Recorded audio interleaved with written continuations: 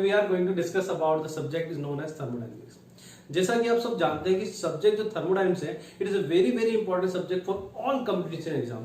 जितने भी competition exam India में होते हैं सब में थर्मोडायनेमिक्स का बहुत ही अच्छा वेटेज आता है, क्योंकि थर्मोडायनेमिक्स प्लस एप्लीकेशन मिलके ये काफी बड़ा पोर्शन कवर करते हैं in the mechanical engineering. Okay, तो कोई भी कंपटीशन एग्जाम आप फेस करिए, आपको थर्मोडायनेमिक्स बहुत अच्छे लेवल पर मिलने वाला है। इसीलिए इसको हम थर्ड्स ऑफ मैकेनिकल इंजीनियरिंग भी बोलते हैं, मैकेनिकल इंजीनियरिंग का दिल भी बोलते हैं।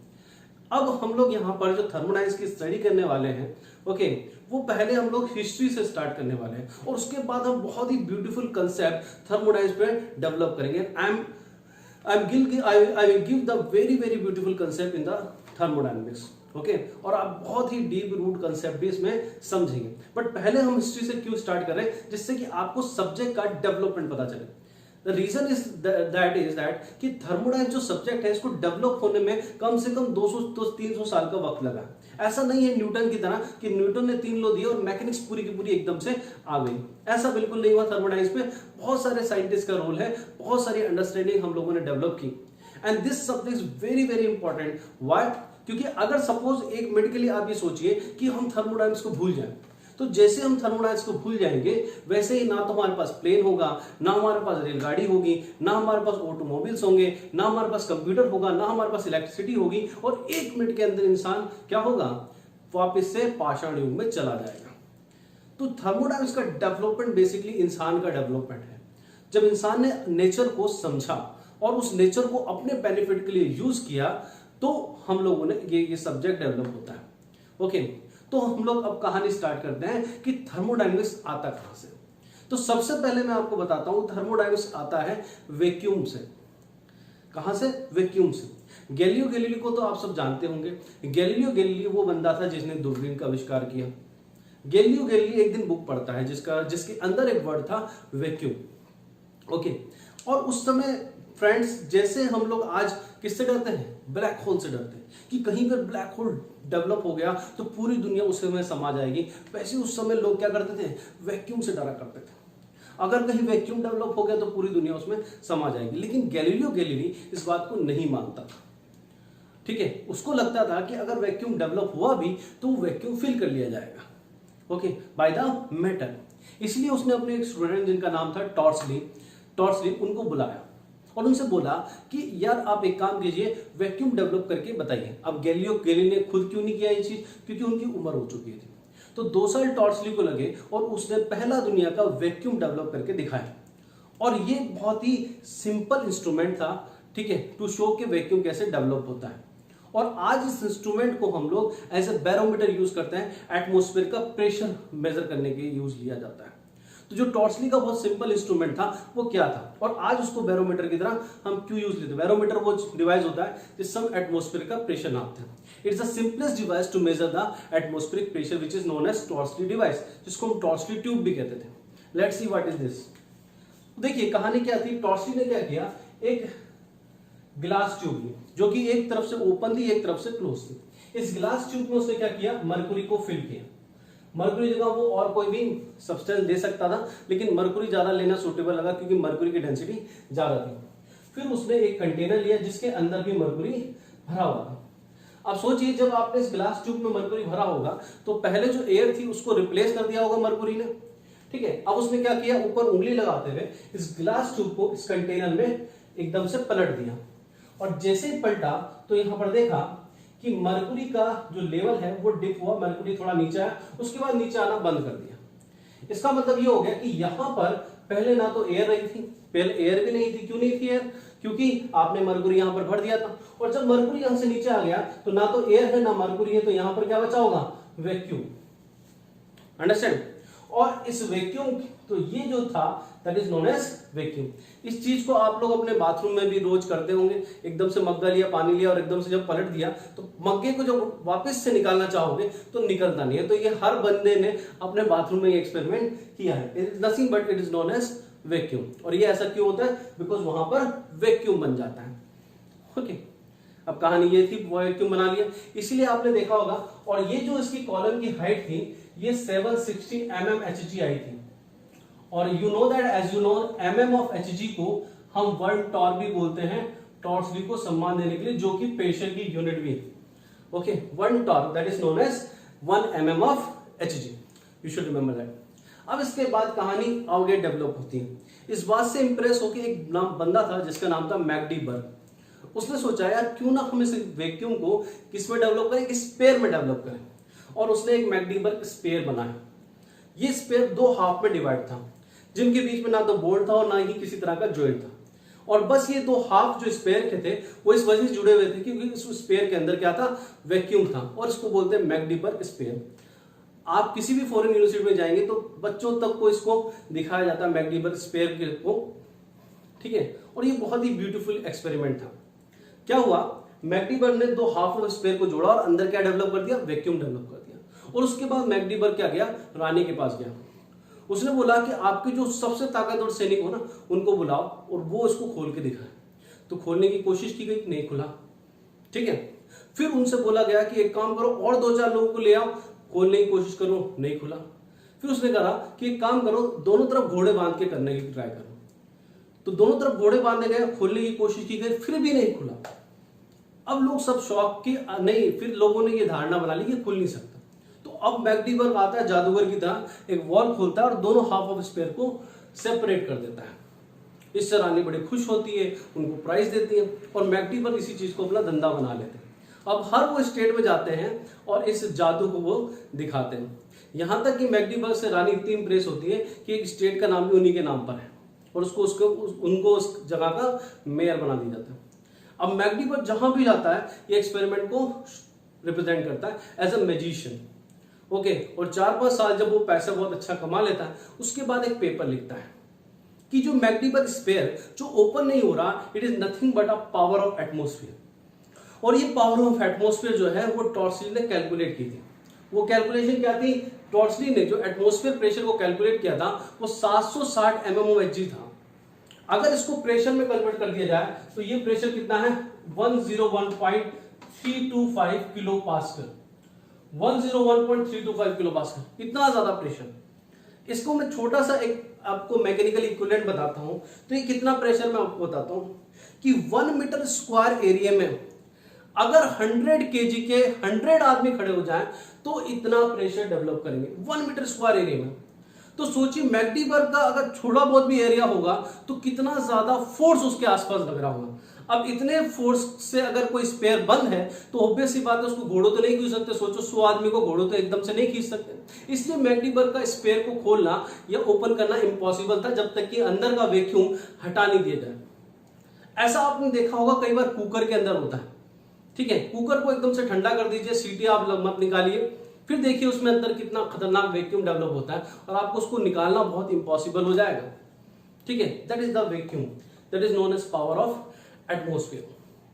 अब इस चीज को एक बंदे ने पढ़ा, ठीक है, और उसने फिर इसको वैक्यूम ट्यूब बनाने की ट्राई किया। इस वैक्यूम को उसने ट्यूब के अंदर डेवलप करने की कोशिश की और यहीं से एक टर्म आया जिसका नाम है वैक्यूम ट्यूब।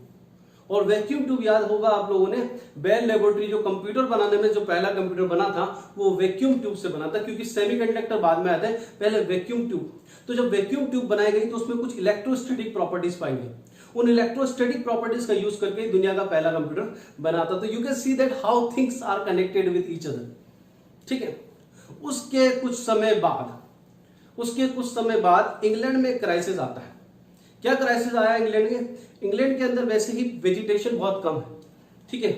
तो लोगों को वहां पर जो फ्यूल था, जो एनर्जी का सोर्स था, वो लकड़ी थी। तो लोगों ने वहां पेड़ों की बहुत कटाई की, पेड़ बहुत कम हो गए, ओके। और इंग्लैंड को क्या है, उनकी इंग्लैंड की जो आर्मी थी, समुद्र वाली जो आर्मी थी, नेवी वाली आर्मी थी, बहुत पावरफुल थी। और उस आर्मी को पावरफुल बनाने के लिए उन्हें बहुत जहाज बनाने पड़े। उसके लिए बहुत ज्यादा वुड या लकड़ी की जरूरत थी। तो उस समय क्राइसिस क्या आ गया कि आम जनता को मना कर दिया गया कि आप लकड़ी का कंजप्शन नहीं कर सकते। लकड़ी किसके लिए यूज होगी? केवल और केवल जहाज बनाने के लिए यूज होगी या आर्मी के पर्पस के लिए यूज होगी। वहां पर फिर जो नया एनर्जी सोर्स निकला वो था कोयला। लेकिन कोयले के साथ लिमिटेशन क्या हुआ करती थी कि कोयले की माइंस में जैसे खुदाई की जाती थी तो थोड़ी देर बाद में ही पानी आ जाया करता था, जिसकी वजह से ज्यादा अंदर तक उसको माइन करना इम्पॉसिबल हुआ करता। तो फिर पूरी इंग्लैंड के अंदर बहुत सारे फंडिंग हुई टू डेवलप ऐसा कोई डिवाइस डेवलप करने के लिए जिससे कि उस पानी को बाहर निकाला जा सके। और इस चीज में जो सक्सेसफुल हुआ उसका नाम था थॉमस न्यूकमन।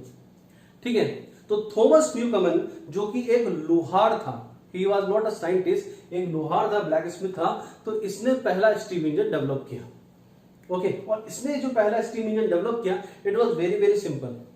जैसे हम हेडपंप डेवलप करते हैं, हेडपंप में क्या करते हैं, हम वैक्यूम क्रिएट करते हैं और पानी को शक कर लेते हैं। इसने भी सेम चीज की, बस इसने जो वैक्यूम क्रिएट किया वो स्टीम को कंडेंस करके किया। इसने क्या किया, देखिए, इसने एक ट्यूब ली, इस ट्यूब में स्टीम, ये जो पिस्टन था यहां पर स्टीम पास की। अब स्टीम में प्रेशर ज्यादा था, उस प्रेशर की वजह से ये पिस्टन राइज हो गया ऊपर। उसके बाद इस स्टीम को कंडेंस कर दिया, तो जैसे कंडेंस किया तो पिस्टन नीचे आया, लेकिन जब पिस्टन नीचे आया तो यहां पर क्या हुआ, वैक्यूम बनना स्टार्ट हुआ, और उस वैक्यूम की वजह से क्या होता है, पानी जो है नीचे से शक कर लिया जाता है।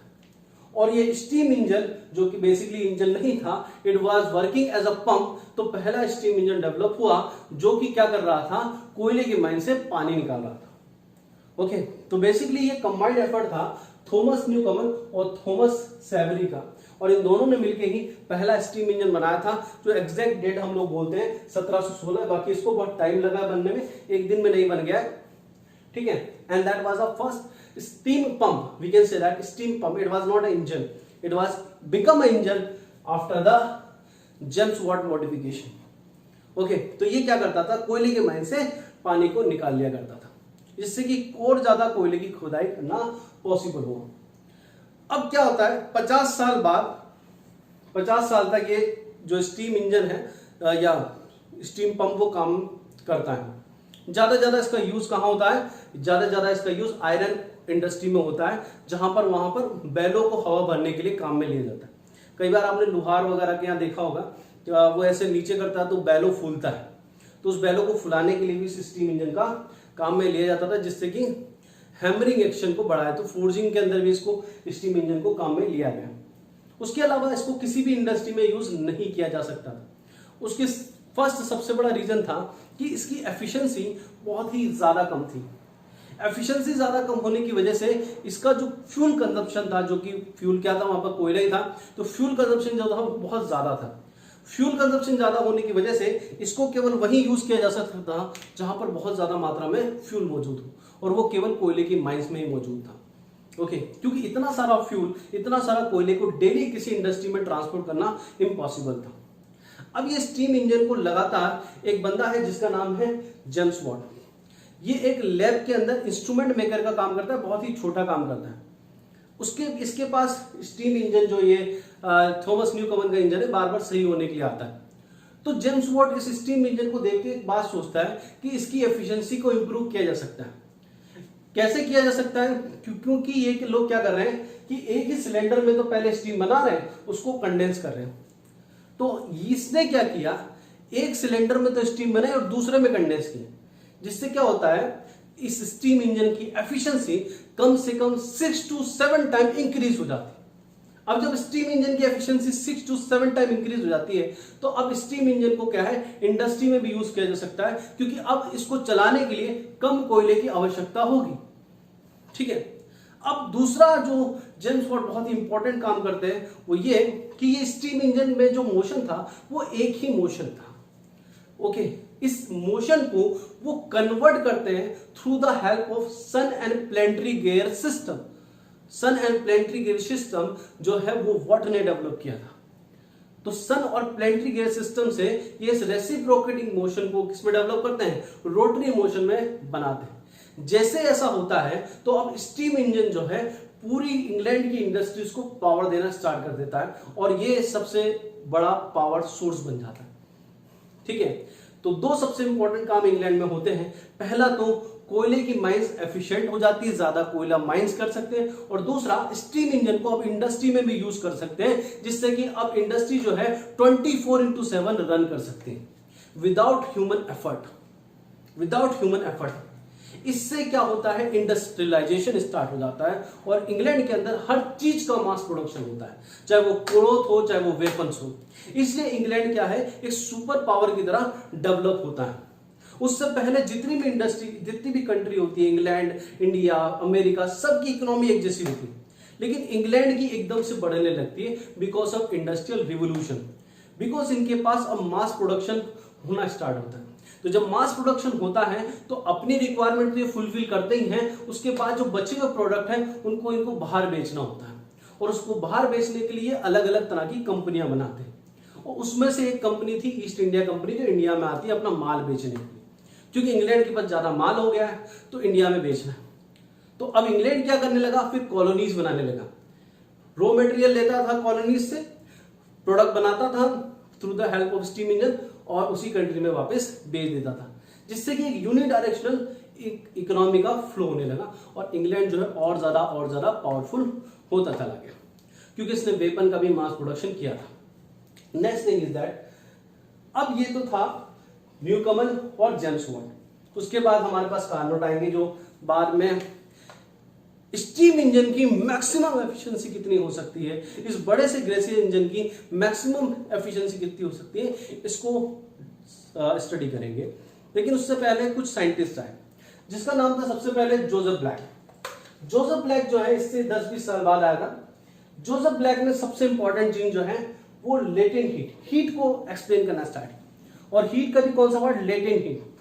तो इसने एक तरह से लेटेंट हीट को कैलकुलेट किया था कि क्या होता है जब हम किसी चीज को हीट ट्रांसफर करते हैं और उसका टेम्परेचर नहीं चेंज हो रहा, केवल फेज चेंज हो रहा है, तो उस हीट ट्रांसफर को इसने क्या बोला, लेटेंट हीट बोला, और इसकी वैल्यू को इसने कैलकुलेट किया था।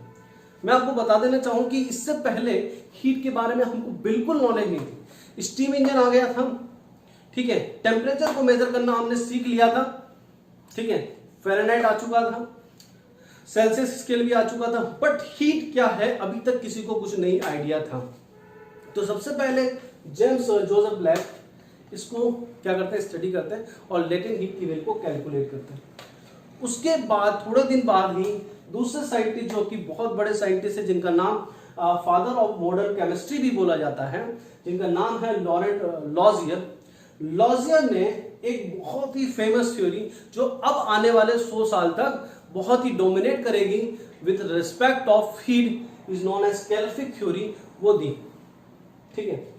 तो इन फादर ऑफ केमिस्ट्री थे, इन्होंने कैल्फिक थ्योरी ऑफ हीट दी, और इन्होंने बोला कि हीट इज अ सब्सटेंस, या heat is a substance which does not have mass, colour, test.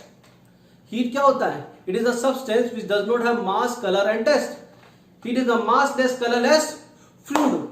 तो इन्होंने हीट को क्या है, फ्लूइड से कंपेयर किया, और हीट को क्या बोला, it is a massless, colourless fluid. जैसे फ्लूइड जो है वो हायर हाइट से लोअर हाइट तक जाता है, अपने आप जाता है, अपने आप बहता है, वैसे हीट ही हायर टेम्परेचर से लोअर टेम्परेचर पर बहती है। जब हम किसी मटेरियल में हीट ट्रांसफर करते हैं तो उसका टेम्परेचर राइज होता है। जैसे किसी गिलास में जब हम पानी डालते हैं तो पानी में जो वाटर का लेवल इंक्रीज होता है, इसी तरह से किसी चीज में हीट ट्रांसफर करने से उसका टेम्परेचर बढ़ता है। And heat will flow like massless, colorless fluid from one body to another body. And every body has a capacity to store a heat. और यहीं से हीट का जो फॉर्मूला आप लोग फेमसली पढ़ते हैं, mc डेल्टा टी आता है। It's formula is very simple, mc delta T. ये जो Q का साइन आप देख रहे हो, ये Q का साइन आप डिस्चार्ज के लिए भी यूज लेते हो। ओके, तो ये जो Q है वो डिस्चार्ज के जैसे ही यूज होता है। जैसे कि सपोज हमारे पास कोई वाटर एक ग्लास है, अब इस ग्लास में क्यों अमाउंट ऑफ पानी डाला, तो इसका लेवल कितना राइज होगा वो इसकी कैपेसिटी पे डिपेंड करेगा। तो सपोज क्यों अमाउंट ऑफ डिस्चार्ज इसके अंदर डाला, तो C इंटू क्या हो जाएगा, डेल्टा जेड। C इंटू क्या हो जाएगा, डेल्टा जेड। अगर इस गिलास की कैपेसिटी ज्यादा है तो डेल्टा जेड कम होगा, अगर गिलास की कैपेसिटी कम है तो डेल्टा जेड ज्यादा होगा। Similarly he explain the heat also, and इसीलिए आप देखोगे कि डिस्चार्ज का और हीट का साइन एक ही है, क्यों ही है, because he assumed that heat is a massless, colorless, tasteless fluid which flow from one body to another body with the dark because of temperature difference. और यही थ्योरी आगे जाके कार्नोट को भी इन्फ्लुएंस करती है, और इसी वजह से कार्नोट मैक्सिमम एफिशिएंसी भी दे सकता है। अभी हम जस्ट समझेंगे इस बात को। तो दैट इज द लॉरेंट लॉजियर। उसके बाद एक दूसरे साइंटिस्ट जिनका नाम है ग्राफ वॉन रमफोर्ड, ओके, जिनका नाम है ग्राफ वॉन रमफोर्ड, और जिनको बेंजामिन थॉमसन भी बोलते, एक्चुअली बेंजामिन थॉमसन नाम है, रमफोर्ड एक स्टेट का नाम था अमेरिका में, तो इनको एक उपाधि दी गई थी ग्राफ वॉन रमफोर्ड, इसलिए इनको ग्राफ वॉन रमफोर्ड भी कहते हैं। इनको आर्मी में अपॉइंट किया गया था। तो आर्मी में जब इन्होंने देखा कि जब हम बंदूक से फायर करते हैं तो क्या होता है, काफी ज्यादा हीट डेवलप होती है, एंड इस हीट की मात्रा को इन्होंने इक्विवेलेंट करके बताया था कि 100 मोमबत्ती जल जाए, 100 मोमबत्तियां पिघल जाए, इतना हीट डेवलप होता है। अब इससे क्या मतलब है, बेसिकली इन्होंने जो सबसे बड़ा काम किया था वो था स्केल्फिक थ्योरी ऑफ हीट पर अटैक करना स्टार्ट किया। इन्होंने एक छोटा सा सवाल किया लॉजियर से कि भैया एक बात बताओ, आपने बोला कि heat is a calorific fluid, her body में हीट स्टोर्ड है, ओके, हर बॉडी में कैलोरी स्टोर है, मेरे अंदर भी कैलोरी स्टोर है, मेरे हाथ में भी कैलोरी स्टोर है, ओके, तो बोला यस, आपके हाथ में भी कैलोरी स्टोर है, because I have a capacity, because ये देखो हीट किस तरह से है, अगर मेरे हाथ में टेम्परेचर है इसका मतलब मेरे हाथ में क्या है, कुछ ना कुछ कैलोरी स्टोर है। अब क्या होता है, जब मैं इस हाथ को रब करना स्टार्ट करता हूं सर फ्रेंड्स, जैसे मैं इस हाथ को रब करना स्टार्ट कर रहा हूं, आप देखिए यहां से हीट निकलना स्टार्ट हो रही है, गरम गरम चीज निकलना स्टार्ट हो रही है। इसका मतलब क्या है कि मेरे दोनों हाथ से कैलोरी निकल रही, ओके। अगर मेरे दोनों हाथ से कैलोरी निकल रही है तो एक तो ऐसा टाइम आना चाहिए जब मेरे दोनों हाथों की कैलोरी खत्म हो जाए, क्योंकि अगर कोई चीज निकल रही है और it has some finite capacity, तो एक तो ऐसा टाइम आना चाहिए जब वो कैपेसिटी खत्म हो जाएगी, उस गिलास का पानी खत्म हो जाएगा और अब निकलने के लिए कुछ बचेगा नहीं। तो अगर निकलने के लिए कुछ बचेगा नहीं तो फिर कैलोरी निकलना बंद हो जानी चाहिए। इसका मतलब अगर मेरे हाथों में finite amount of calorie store है तो फ्रिक्शन करने से एक टाइम तक ही कैलोरी निकलनी चाहिए थी और आफ्टर सम टाइम ही कैलोरी निकलना बंद हो जानी चाहिए। इसका तो एक ही मतलब हो सकता है, या तो मेरे दोनों हाथों में infinite amount of calorie store है जो कि इनफाइनाइट अमाउंट ऑफ टाइम तक निकलेगी, या फिर कैलोरी एक तरह का फ्लूइड नहीं है। That was the first attack on किस पे, लॉजियर पे। बट बिकॉज इनका एटीट्यूड ऐसा था रमफोर्ड का कि किसी ने इनकी बात नहीं मानी, जबकि ये बहुत बड़े साइंटिस्ट थे। उस समय जो भी चीज डेवलप हो सकती, छोटी से छोटी चीज, किचन में आज जितने भी आइटम तुम देखते हो वो सब रमफोर्ड ने डेवलप किए। हर छोटी इक्विपमेंट इन्होंने डेवलप किया। He was very big scientist actually, but इनका एटीट्यूड ऐसा नहीं था, तो लोगों ने इनकी बात नहीं मानी because he was a father of chemistry, modern chemistry. तो इनका ऑरा इतना था कि किसी ने भी इसकी बात नहीं मानी और आगे 40 साल तक कोई बात नहीं मानेगा। तो ये बंदा फ्रस्ट्रेट हो गया, ओके। और ये बहुत ही फनी इंसिडेंट हुआ कि इन्होंने क्या किया, जब लॉजियर की डेथ हो गई तो उसकी विडो से इन्होंने शादी की। तो एक हिस्ट्री में एक बोला जाता है कि इन्होंने एक्चुअली अपना बदला ले लिया कि कोई इनकी बात नहीं मान रहा। वो अलग बात है कि 2 साल बाद फिर तलाक हो गया, बट दैट वाज रमफोर्ड। उसके बाद आते हैं सेडी कार्नोट। जैसा कि आप लोगों ने सब सुना होगा, Sadi Carnot and father of thermodynamics. तो अब पापा आ गए थर्मोडायनेमिक्स के, father of thermodynamics is known as Sadi Carnot. Sadi Carnot वो बंदा था जिसने हाईएस्ट अमाउंट ऑफ एफिशिएंसी को कैलकुलेट करके बताया। बेसिकली सेडी कार्नोट की कहानी बहुत ही इंटरेस्टिंग है। सेडी कार्नोट कहां से आता है? सेडी कार्नोट फ्रांस से आता है। एक फ्रांस में पॉलिटेक्निक कॉलेज है, बहुत ही फेमस है। बहुत सारे साइंटिस्ट जिनके नाम आपने कभी सुने होंगे सब वहीं से पास आउट है, ठीक है। सेडी कार्नोट के फादर होते हैं लेजर कार्नोट, ठीक है। लेजर कार्नोट नेपोलियन बोनापार्ट की आर्मी में बहुत बड़े ओहदे पे होते हैं, जनरल होते हैं, ओके। अब क्या होता है, फ्रांस और ब्रिटेन की लड़ाई होती है और फ्रांस उस लड़ाई में हार जाता है और नेपोलियन बोनापार्ट को बंदी बना दिया जाता है। थोड़े दिन बाद नेपोलियन बोनापार्ट की मौत हो जाती है। उस लड़ाई के अंदर सेडी कार्नोट के फादर की भी डेथ हो जाती है। अब सेडी कार्नोट इस चीज को जब देखता है तो अपने जगह पर, अपने वापस होम टाउन आके एक पत्र लिखता है, एक कॉलम लिखता है। उसमें ये बोलता है कि हम फ्रांस जो है वो ब्रिटेन से क्यों हारा, बिकॉज ब्रिटेन के पास एफिशिएंट स्टीम इंजन था, तो जिस भी कंट्री के पास एफिशिएंट स्टीम इंजन होगा वो आने वाली दुनिया पर राज करने वाले, ठीक है। तो उसने बोला कि फ्रांस इसलिए हारा है because it does not have efficient steam engine, जबकि ब्रिटेन के पास एक अच्छा स्टीम इंजन है, जिसके पास वजह से हमारे पास वेपन्स की कमी थी, लड़ने वालों की कमी नहीं थी। ओके, और फिर सेडी कार्नोट अब आने वाले समय में क्या करता है, ये 21-22 साल का होता है जब ये बुक लिखता है। अब ये जो है हाईएस्ट एफिशिएंसी स्टीम इंजन की है, स्टीम इंजन की कैसे एफिशिएंसी को बढ़ाया जाए इस पर स्टडी करना स्टार्ट होता है, और बहुत सारी ऐसी चीजें देता है, जैसे कि ये बताता है रिवर्सिबल साइकिल की एफिशिएंसी इरिवर्सिबल साइकिल से ज्यादा होती है। जैसे कि ये बताता है कि रिवर्सिबल साइकिल की efficiency does not depend on working fluid, जैसे कि ये फॉर्मूला बताता है हाईएस्ट एफिशिएंसी का EF' of T into dt। इसका मतलब स्मॉलर चेंज ऑफ टेम्परेचर के लिए मैक्सिमम एफिशिएंसी कितनी होगी, बट प्रॉब्लम यहां पर होती है इसको F' नहीं पता, that is a Carnot function, he does not know what is F', जिसको बाद में इसका नाम आपने सुना होगा, क्लासेस कैलकुलेट करेगा, दैट इज 1/T, और फिर यहां से फॉर्मूला डेवलप होगा 1 - T low upon T high, which is the maximum efficiency formula for any heat engine, that is the F', that is what Sadi Carnot। उसके बाद आते हैं sir first law of thermodynamics के 10-20 साल बाद first law of thermodynamics, एक साथ 10 साल में 3 अलग अलग साइंटिस्ट आते हैं जो फर्स्ट लॉ ऑफ थर्मोडायनामिक्स को वैलिडेट करते हैं। सबसे पहला है मेयर। तो मेयर एक समुद्र में एक यात्रा पे निकला था, तो जब यात्रा से आई ये एकदम से चेंजमैन था, एंड ही सेड दैट कि जो लहरें होती है, लहरें शोर से टकराने के बाद हीट डेवलप करती हैं।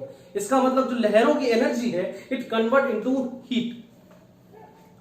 और ये बात कहने के बाद इसने और कुछ बात नहीं करी, लेकिन ये जो बात कही थी वो भी बहुत पोएटिक वे में गई थी, जो कि जिसको पेपर नहीं कहा जा सकता, इसलिए किसी ने इसकी बात नहीं मानी।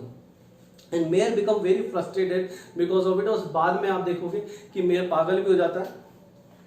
उसके बाद जो नेक्स्ट साइंटिस्ट इसके इसी दौर में आते हैं जिनका नाम जेम्स जूल। तो जेम्स जूल जो होते हैं भाई साहब, वो भी फर्स्ट लॉ ऑफ थर्मोडायनामिक्स को रिप्रेजेंट करते हैं, बताते हैं।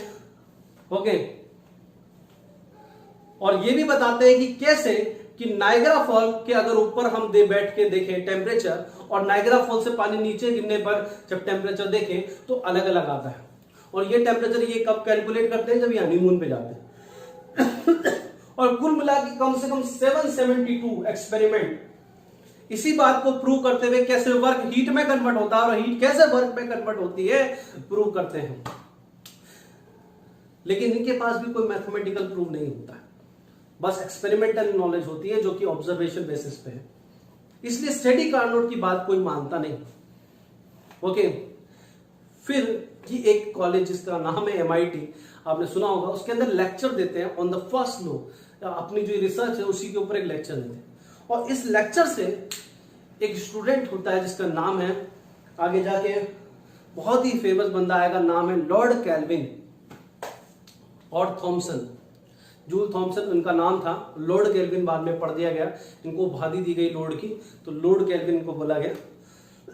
तो जूल थॉमसन इनकी इस प्रेजेंटेशन से बहुत इंस्पायर होता है और सीरीज ऑफ पेपर पब्लिश करता है। It's like a PR campaign चलाता है जूल के लिए, और फिर जूल के वर्क को रिकॉग्नाइज किया जाता है, and it become the first law of thermodynamics कि heat can convert into work and work can convert into heat.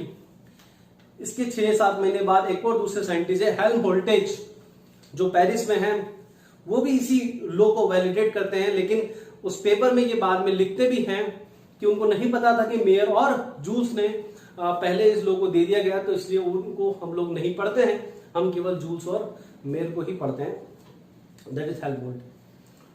उसके कई बार जूल और थॉमसन मिलके एक एक्सपेरिमेंट करते हैं on the expansion of gases, कि जब गैस एक्सपेंड होती है तो it expand against their molecular attraction force, and because they are expanding against their molecular attraction force they have to do some work, and because they are doing some work they lost their internal energy in that work and the temperature of that gases decrease.